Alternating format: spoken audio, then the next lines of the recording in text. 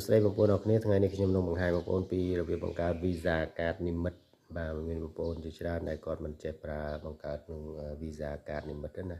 អញ្ចឹង Visa Card និម្មិតយើងអាចទូទាត់នៅលើ online ឬក៏ website online ទិញអីវ៉ាន់ពីក្រៅប្រទេសក្នុងប្រទេសអីឬក៏ទូទាត់អីផ្សេងបានដូចជាយើងទូទាត់ជាមួយនឹង AI Gemini អីគឺយើងអាចភ្ជាប់ជាមួយនឹង Visa Limit នឹងបានណាបាទអញ្ចឹងថ្ងៃនេះខ្ញុំនឹងបង្ហាញបងប្អូនពីរបៀបបង្កើតការនិម្មិតទាំងអស់គ្នាតាមរយៈកម្មវិធី ACDA តនចិត្តណា ACDA មកណាបាទអញ្ចឹងទីមួយគឺបងប្អូនត្រូវមានគណនីវែងបងប្អូនអរគ្នាគឺគណនី14ខ្ទង់ណា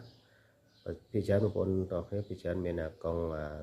តនចិត្តណាកង់ wallet នេះកង់លេខទូរស័ព្ទហ្នឹងណាចឹងកង់លេខទូរស័ព្ទនេះយើងអាចបង្កើត Visa និម្មិតបានទេអញ្ចឹងតើបើសិនជាបងប្អូនចង់បង្កើត Visa Limit តើបងប្អូន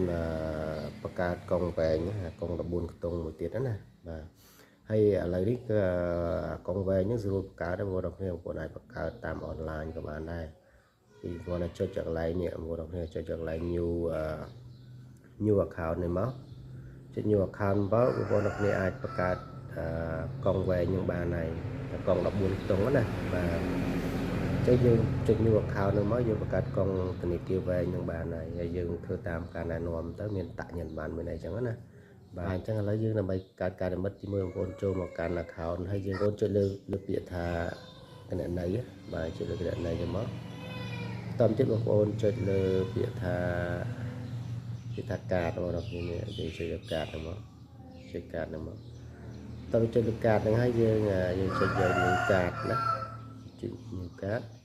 តាមទៀតបងប្អូនយកពាក្យថា virtual card បាទ plastic card នេះអានេះកាតយ៉ាងនិយាយថាកាតរឹងណាវា virtual card នេះគឺការនិម្មិតរបស់យើងចុច virtual card ចឹងមកតាមទៀតយើងនេះយើងជ្រើសរើសកង់ណាដែលយើងកាត់ចេញអញ្ចឹងយើងជ្រើសរើសកង់វែងហ្នឹងមកកង់វែង14ខ្ទង់ហ្នឹងមកតោះទៀតនេះគឺជា email ណាអញ្ចឹងយើងដាក់ email ចូលមកតោះទៀតយើងដាក់ email ចូលមកនេះចំនួនទឹកប្រាក់ limit ណា limit ចេញយើងអាចបង្កើតពី1រៀលដល់ 5,000 ណាអញ្ចឹងមានន័យថាកាតយើងហ្នឹងកាតដែលយើងបង្កើតហ្នឹងគឺយើងមានទឹកប្រាក់ចន្លោះចាប់ពី1រៀលដល់ 5,000 អញ្ចឹងឧទាហរណ៍ថាខ្ញុំបង្កើត1រៀលតោះទៀតយើងចុច issue now មកណាហើយយើងចុច have it មកអូខេមកណាហើយយើងចុច issue now មកនេះដោយសារតែយើងអត់មានទឹកប្រាក់គ្រប់គ្រាន់ណាបងប្អូនអរគ្នាអញ្ចឹងយើងត្រូវមាន balance ក្នុងនោះយ៉ាងហោចណាស់1រៀលបើយើងបង្កើត1រៀលណាឥឡូវខ្ញុំនឹងធ្វើការទេប្រាក់ពីកង់ផ្សេងមកចូលកង់នឹងសិនណាបាទឥឡូវខ្ញុំធ្វើការទេប្រាក់ពីកង់ផ្សេងមកចូលកង់នឹងហើយ$1អញ្ចឹងយើងអាចកំណត់$1មកចុច issue now មកហើយចុច have it មកអញ្ចឹងតើបងប្អូនមានលុយក្នុងកង់ចាប់ពី1រៀលទៅបានយើងអាចបង្កើតការនិម្មិតនឹងបានណា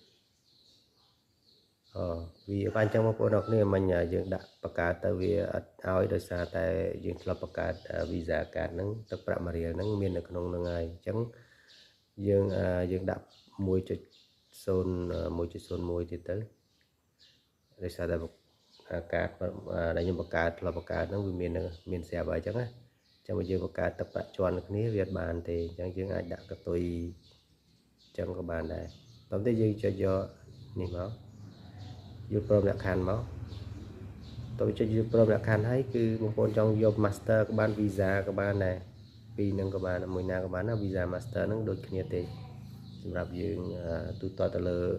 online ណាអ៊ីនធឺណិតណាតើយើងចុច issue មកតើចុច issue មកយើងបានយើង view card យើងបានណាជិះយើងចូលទៅមើល card របស់យើងចុចលើ card ហ្នឹងមកបាទនេះគឺជាកាតរបស់យើងទៅបង្កើតមិញហ្នឹងបងប្អូនអរគ្នានេះកាតហ្នឹងគឺយើងអាចចុចសូបាទចឹងបងប្អូនអរគ្នានេះគឺជាកាតរបស់យើងហើយកាតហ្នឹងគឺមានលេខការមាន expire date CV អីចឹងហើយលេខកាតហ្នឹងយើងអាចបង្ហាញទៅអ្នកផ្សេងបានណាបងប្អូនអរគ្នាហើយយើងចង់ប្លុកកាតហ្នឹងក៏បានដែរចុចលើមកហើយចុចប្លុកឬ close ឬក៏អីចឹងណាបាទចុះវីដេអូហ្នឹងមានប៉ុណ្្នឹងទេអរគុណច្រើនសម្រាប់ការទស្សនាវីដេអូនេះបាទជម្រាបលា